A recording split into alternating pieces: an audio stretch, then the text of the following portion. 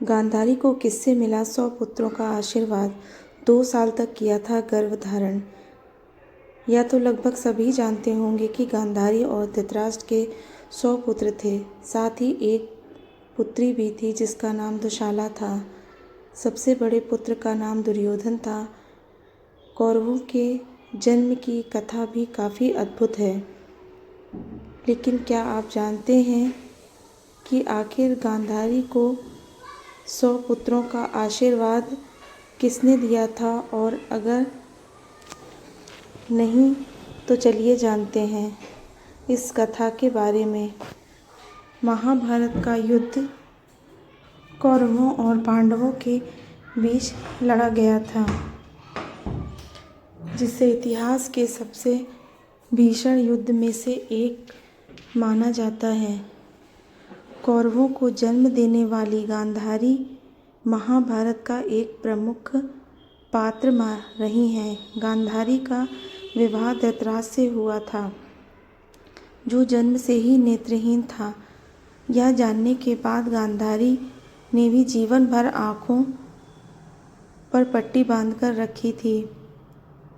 किससे मिला आशीर्वाद? गांधारी को 100 पुत्रों की माँ बनने का वरदान ऋषि व्यास ने दिया था, जो उसकी सेवा से अति प्रसन्न हुए थे।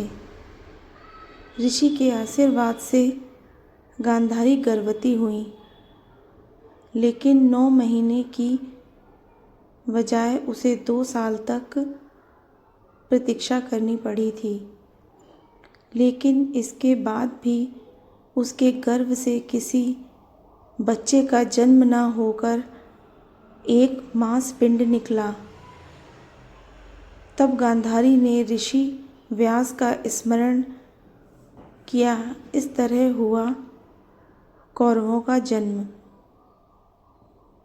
ऋषि व्यास प्रकट हुए और गांधारी से कहा कि 100 कुंड बनवाकर उन्हें घी से भर दो और मांस से 100 टुकड़े कर कर इन कुंड में डाल दो। लेकिन गांधारी से 100 के स्थान पर 101 टुकड़े हो गए। महर्षि की आज्ञा अनुसार गांधारी ने उन सभी मांसपिंडों को घी से भर कुंडों में रख दिया।